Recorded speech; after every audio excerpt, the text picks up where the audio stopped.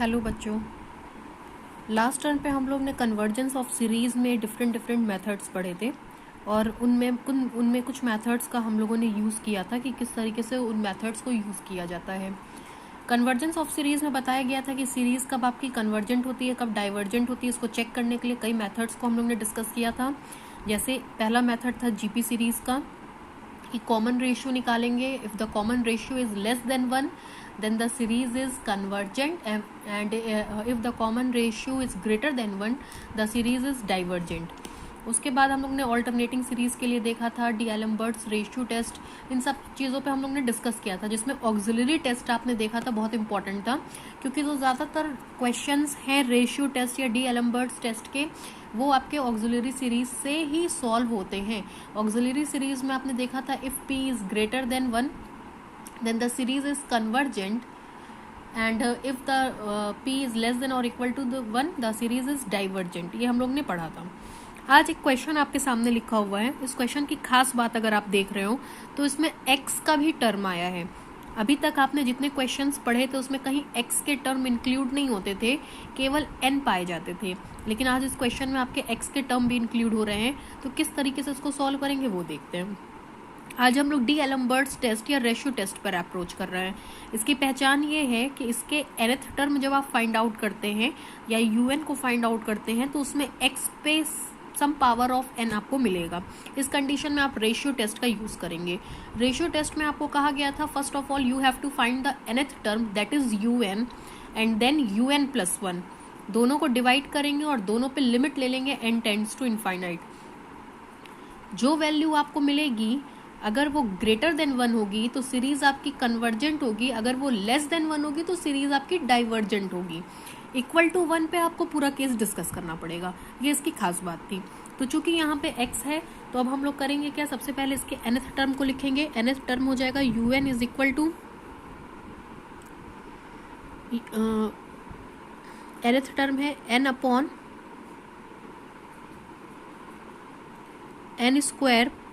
+1 into x to the power n और un+1 term निकालेंगे। तो un+1 टर्म के लिए जहाँ जहाँ n आप देख रहे हैं वहाँ n+1 कर देंगे, मिलेगा n+1 का होल स्क्वायर +1, साथ में आएगा x to the power n+1। अब हम लोग करेंगे क्या, दोनों का रेशियो लेंगे। कहा गया था un/un+1 कर लीजिएगा, साथ ही साथ लिमिट लगा दीजिएगा आगे n टेंड्स टू इनफाइनाइट। अगर इसका रेशियो लेंगे तो आपको मिलेगा is equal to limit n tends to infinite. un की वैल्यू है आपके पास n/n² +1 into x to the power n और un+1 को आप रेसिप्रोकल करके जब यूज़ करेंगे तो आपको मिल जाएगा n+1 का होल स्क्वायर +1 अपॉन n+1, मैंने रेसिप्रोकल कर दिया है, साथ ही साथ आएगा 1 upon x to the power n+1। इस टर्म को अब हम लोग सॉल्व करेंगे। सॉल्व करने पर जो टर्म आएगा वही आपके डिस्कशन का मेन पॉइंट बनेगा। चलिए सॉल्व करते हैं। Limit n tends to infinite. अगर ऊपर वाले टर्म को आप देख सकते हैं तो ऊपर वाले टर्म में n+1 का होल स्क्वायर दिया गया है।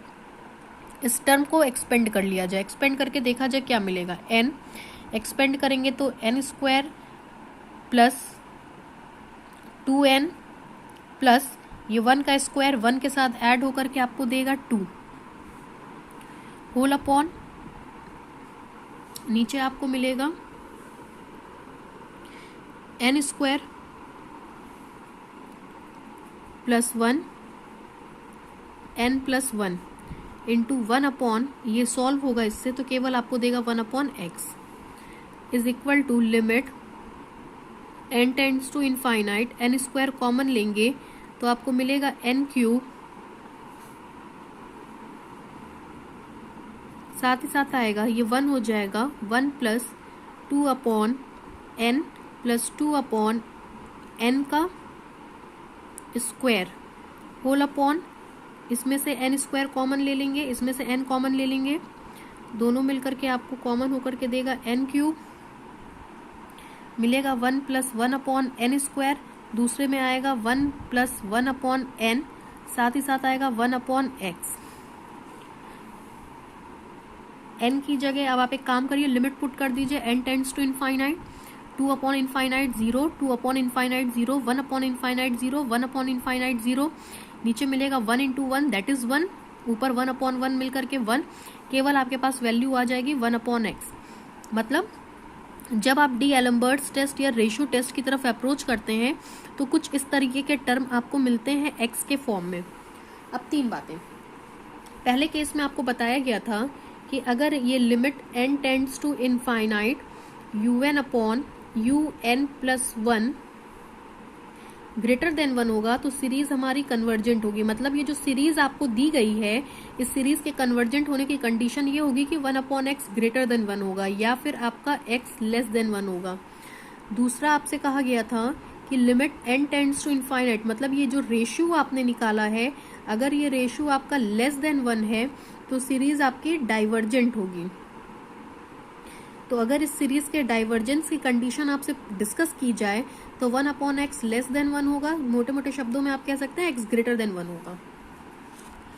जो मेन इसका पॉइंट है वो कंडीशन है जब x इज इक्वल टू 1 होगा। आपसे पहले भी बताया जा चुका है कि कन्वर्जेंस एक फॉर्म हो गया, डाइवर्जेंस उसका अनदर फॉर्म हो गया, और जो चीज़ कन्वर्जेंस और डाइवर्जेंस दोनों को फॉलो नहीं करती है उस केस में हमारी मिक्स्ड कंडीशन आती है। हम कहते हैं ना हमारी सीरीज कन्वर्जेंस है ना हमारी सीरीज डाइवर्जेंट है। तो अब देखा जाए x इज इक्वल टू 1 पे क्या होता है, कन्वर्जेंट होता है, डाइवर्जेंट होता है, या दोनों ही नेचर नहीं होता है। चलिए थर्ड देखते हैं।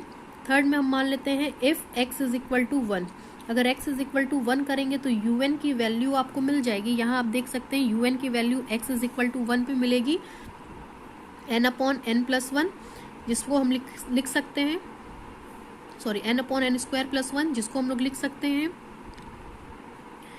ऊपर नीचे n से डिवाइड कर, n स्क्वायर से डिवाइड कर दीजिए तो ये ऊपर बचेगा 1 बाई n, नीचे बचेगा 1 प्लस 1 अपॉन n स्क्वायर। और ठीक इसी तरीके से अब हम लोग un प्लस 1 निकालेंगे, या देखिए this implies un is equal to, दूसरा तरीका ये है कि 1 upon n, 1 upon 1 plus 1 upon n square. इस ऊपर वाले टर्म को मैंने ऐसे फॉर्मेट में लिख दिया है। आपको बताया क्या था un is equal to C into V N, कुछ याद आ रहा होगा आपको। तो un is equal to C into V N के टर्म में लिखेंगे तो वी एन की वैल्यू आपको मिल जाएगी 1 upon N. un is equal to C into V N के फॉर्म में लिखेंगे तो वी एन की वैल्यू मिल गई 1 अपॉन एन। अब हम लोग अगर रेशियो निकालेंगे तो देखिए क्या मिलेगा, आएगा limit n tends to infinite un upon V N is equal to limit n tends to infinite un की वैल्यू है आपके पास 1 upon n, 1 plus 1 upon n square, और जब vn से आप डिवाइड करेंगे तो vn की वैल्यू 1 अपॉन n, तुरंत वो n आपका ऊपर की तरफ चला जाएगा, यहाँ पे n आ जाएगा। आप कह सकते हैं limit n tends to infinite un upon V N is equal to limit n tends to infinite 1 upon 1 plus 1 upon n square होगा। जैसे ही आप n की जगह इनफाइनाइट रखेंगे 1 upon infinite is equal to 0 and 1 plus 0 is equal to 1, that is 1 upon 1 and 1 upon 1 is equal to 1। Limit n tends to infinite un upon V N is equal to 1।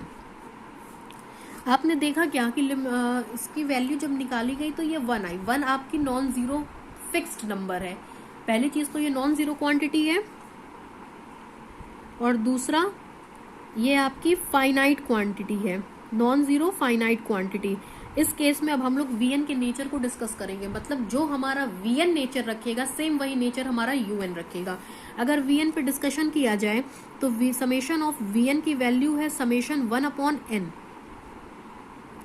n is equal to 1 to infinite. Auxiliary series को use करिए, अगर आप देखेंगे तो 1 upon n पे power p, that is p की value यहाँ पे 1 है, और आप जानते हैं कि p की वैल्यू 1 होती है तो सीरीज हमारी डाइवर्जेंट होती है।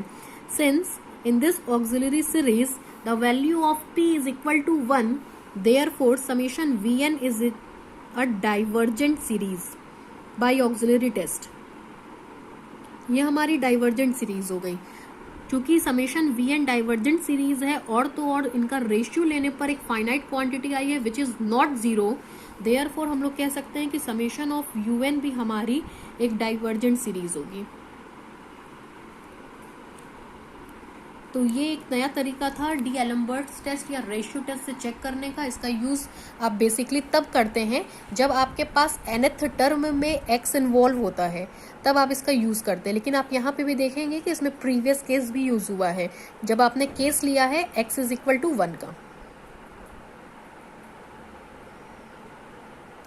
चलिए नेक्स्ट क्वेश्चन पे अप्रोच किया जाए। एक क्वेश्चन और हम लोग डिस्कस कर रहे थे, फिर आज थोड़े से आप लोगों को होमवर्क दिए जाएंगे, उन होमवर्क के बारे में आप लोग अपना वर्क कर लीजिएगा, उसको डिस्कशन कल किया जाएगा।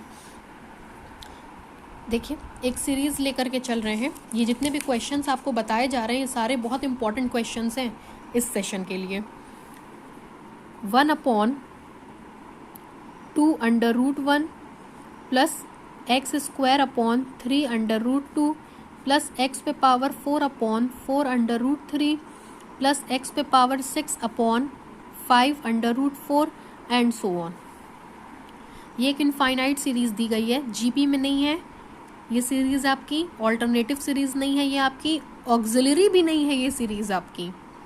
तो इस सीरीज़ को सॉल्व करने के लिए रेशियो टेस्ट या डी-एलम्बर्ट्स टेस्ट का यूज़ करेंगे, क्योंकि x के टर्म्स आपको दिख रहे हैं। लेकिन मेन पॉइंट ये है कि जो x के टर्म्स आपको दिख रहे हैं ये तो फर्स्ट टर्म में दिख ही नहीं रहा है, या आप कह सकते हैं कि first term x to the power 0 है।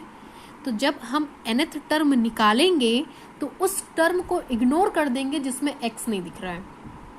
मतलब डी-एलम्बर्ट्स टेस्ट तब यूज़ होता है जब उसमें nth टर्म में x पाया जाए।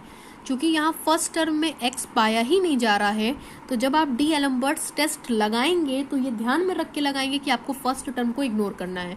Since the first term does not contain any power of x, so that we will ignore the first term. हम लोग फर्स्ट टर्म को इग्नोर करके nth की वैल्यू लिखेंगे। चलिए फर्स्ट टर्म को इग्नोर कर दिया जाए, नेग्लेक्ट कर दिया जाए, उसके बाद nth टर्म को लिखेंगे तो आपको मिलेगा UN इज इक्वल टू, जब आपने इसको इग्नोर कर दिया then this term will be your first term. ये टर्म आपका फर्स्ट टर्म की तरह बिहेव करेगा। इस टर्म में अगर आप x पे पावर देखें तो 2, 4, 6 इवन पावर्स हैं, तो x पे पावर 2n, नीचे है आपका 3 को हम लोग लिख सकते हैं n+2। देख लीजिए n इज इक्वल टू 1 रखने पे 1+2 दैट इज 3, 2+2 दैट इज 4। उसके बाद है √2 जिसको हम लोग रूट में लिख सकते हैं n+1। ये आपका nth टर्म हो गया। इसके बाद n+1th टर्म को जब फाइंड आउट करेंगे तो UN+1 is equal to x पे पावर 2n+1। जहाँ जहाँ आपने n लिखा है वहाँ वहाँ n+1 कर दीजिए। n+1+2 रूट में मिलेगा n+1+1, जिसको आप लिख सकते हैं UN+1 is equal to x पे power 2n+2 upon n+3 √n+2। ये आपके दोनों टर्म्स हो गए। इसके बाद हम लोग रेशियो टेस्ट का यूज़ करेंगे। रेशियो टेस्ट में आपसे कहा गया था तुरंत nth टर्म और n+1th टर्म का रेशियो ले लीजिए। लिया जाए limit n tends to infinite UN upon UN+1 is equal to limit n tends to infinite. UN term है आपका x पे power 2n upon n+2 √n+1, और UN+1 टर्म से डिवाइड करेंगे तो आपको मिलेगा n+3 √n+2 अपॉन x पे power 2n+2। Limit n tends to infinite UN upon UN+1 is equal to, इस टर्म को अब सॉल्व किया जाए। आप देख सकते हैं x पे पावर 2n से x पे पावर 2n तो कैंसिल हो जाएगा, ये दोनों टर्म्स आपके बचेंगे। इन दोनों टर्म्स को भी मैं ऐसे ही लिख देती हूँ n+3 √n+2 upon n+2 √n+1। इसको कहते हैं कि हमने n के टर्म्स को एक तरफ कर दिया और x के टर्म्स को अलग क्लियर कर दिया, अलग छाट दिया x²। अब क्या करेंगे, चूंकि n की लिमिट, सॉरी देखिएगा मैंने यहाँ लिमिट लगाना भूल गई। अगर अब क्या करते हैं आप, limit n tends to infinite, तो आपको पता है उस लिमिट का यूज़ आप तब तक नहीं कर सकते हैं जबकि n हमारा डिनोमिनेटर में ना हो।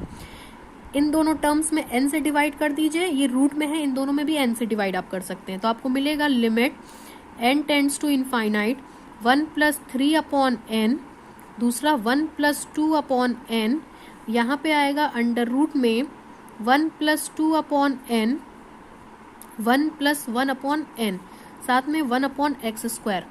अब आप n की जगह इनफाइनाइट पुट कर दीजिए। जैसे ही आप n की जगह इनफाइनाइट पुट करेंगे मिलेगा limit n tends to infinite un upon un plus 1 is equal to n की जगह infinite 3 upon infinite is equal to 0, 2 upon infinite is equal to 0, 1 plus 0 upon 1 plus 0, ये पूरा टर्म आपका 1 बन गया। यहाँ पे भी सेम वही कंडीशन, ये भी 1 बन जाएगा। मिलेगा आपको limit n tends to infinite, sorry limit आपने पुट कर दिया है, केवल आपको मिलेगा 1 अपॉन एक्स स्क्वायर। फिर वही 3 केस आप डिस्कस करेंगे। पहला केस, पहले केस में आप कहते हैं कि limit n tends to infinite un upon un plus 1 greater than 1 होता है तो सीरीज हमारी कन्वर्जेंट होती है। मतलब दी गई सीरीज के कन्वर्जेंट होने की कंडीशन होगी कि 1 upon x square greater than 1 होगा या एक्स स्क्वायर हमारा लेस देन 1 होगा। इस कंडीशन में जो सीरीज हम लेकर के चल रहे हैं वो हमारी कन्वर्जेंट हो जाएगी। दूसरा केस जो आप डिस्कस करते हैं, कहते हैं limit n tends to infinite un upon un plus 1 less than 1 होगा तो सीरीज हमारी डाइवर्जेंट होगी। This implies that 1 upon x square less than 1 जो आपको इम्प्लाई करेगा एक्स स्क्वायर ग्रेटर देन 1। ये सीरीज के कन्वर्जेंट और डाइवर्जेंट होने की कंडीशन है। अब हम लोग वो कंडीशन डिस्कस करेंगे जिसपे हमारा x इज इक्वल टू 1 होगा। We will discuss the case when x is equal to 1. चलिए x is equal to 1 पे डिस्कस करें। When x स्क्वायर, यही मतलब x square is equal to 1, इस केस में जो un हम लोग को मिलेगा, un की वैल्यू x की जगह 1 रखेंगे तो आपको मिलेगी 1 upon n plus 2 under root n plus 1। Solve किया जाए तो un की वैल्यू आपको मिल जाएगी। इसको सॉल्व करेंगे अगर आप इस नीचे वाले टर्म को n बाहर करेंगे, यहाँ से n को बाहर करेंगे, n पे पावर 1, n पे पावर 1/2, बेस सेम है, पावर्स ऐड हो जाएंगे। 1 plus 1/2 is equal to 3/2, n पे पावर 3/2 मिल गया। इसमें आपने n से डिवाइड किया है, इसमें अंडर रूट n से डिवाइड किया है। तो जब आप n से डिवाइड करेंगे तो आपको इसकी वैल्यू मिल जाएगी un is equal to 1 upon n पे पावर 3/2, एक टर्म आएगा 1 प्लस 2 अपॉन n, दूसरा टर्म आएगा under root 1 plus 1 upon n। ये आपकी un की वैल्यू हो गई। ठीक, अप्रॉक्सीमेट वैल्यू लीजिए vn निकालने के लिए। अप्रॉक्सीमेट वैल्यू लेंगे un is equal to c into vn। ये सब कॉन्स्टेंट्स हो गए आपके। We will treat this term as c। मिलेगा 1 अपॉन n पे पावर 3/2। un की वैल्यू आ गई n पे पावर 3/2, ये vn है, sorry un is equal to c into vn। vn की वैल्यू आ गई n पे पावर 3/2। अब रेशियो लिया जाए, limit n tends to infinite un upon vn is equal to, मैं डायरेक्ट रिजल्ट लिख रही हूँ, अब आप लोग यूज टू हो चुके हैं। जैसे ही आप un में vn का डिवाइड करेंगे ये टर्म कैंसिल हो जाएगा, आपको मिलेगा 1 अपॉन 1 प्लस 2 पे power 2/n under root 1 plus 1/n। जैसे ही n की जगह इनफाइनाइट पुट करेंगे 2 upon infinite is equal to 0, 1 upon infinite is equal to 0। इसकी वैल्यू आपको मिल जाएगी limit n tends to infinite un upon vn is equal to 1। आप देख सकते हैं 1 हमारी नॉन जीरो फाइनाइट क्वांटिटी है। तो अब हम लोग vn के नेचर पे डिस्कशन करेंगे। vn की वैल्यू लेंगे, summation of vn is equal to summation 1 upon n पे पावर 3/2। ऑक्सिलरी सीरीज का यूज करेंगे तो ऑक्सिलरी सीरीज का यूज करके आप देख सकते हैं p इज इक्वल टू 3/2 है। p इज इक्वल टू 3/2 मतलब ये ग्रेटर देन 1 है। इस कंडीशन में हम लोग कहेंगे कि हमारी सीरीज कैसी है, कन्वर्जेंट है। मतलब ये रेशियो एक तो आपको नॉन जीरो फाइनाइट वैल्यू दिया है और समेशन vn करने पर जो सीरीज आई है वो आपकी कन्वर्जेंट है। इसलिए हम लोग कहेंगे कि समेशन un भी हमारी कन्वर्जेंट सीरीज होगी। ये क्वेश्चन बहुत इंपॉर्टेंट है इस सेशन के लिए, इसको आप पढ़ लीजिएगा, एक बार इस क्वेश्चन को देख भी लीजिए। ऑलमोस्ट जितने इंपॉर्टेंट क्वेश्चंस थे वो मैंने आप लोगों के इस चैप्टर के डिस्कस कर लिए हैं। एक चीज़ ध्यान रखिए, जब मैंने आप लोगों को प्रॉपर्टीज़ बता रही थी तो मैं कही थी कि किसी भी सीरीज़ के कन्वर्जेंस और डाइवर्जेंस होने का नेचर उसमें किसी टर्म को ऐड या सब्सट्रैक्ट करने पर नहीं बदलता है।